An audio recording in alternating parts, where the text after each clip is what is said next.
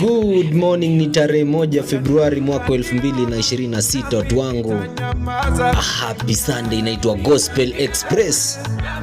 Na hii ni Chanda FM 101.81.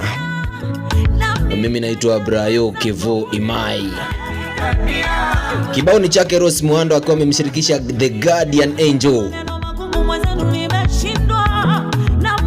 Eti atanipigania nami nitanyamaza kimya.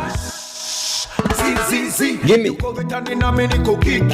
Atanipigania nami nitanyamaza kimya. Sijui tarehe 1 ya Februari imekupata ukiwa maeneo gani shabiki wangu hapa. Ikiwa ni Sunday fulani amazing sana, inaitwa Chanda FM Gospel Express. Nami waziri wa vijana Chuma Chawanga.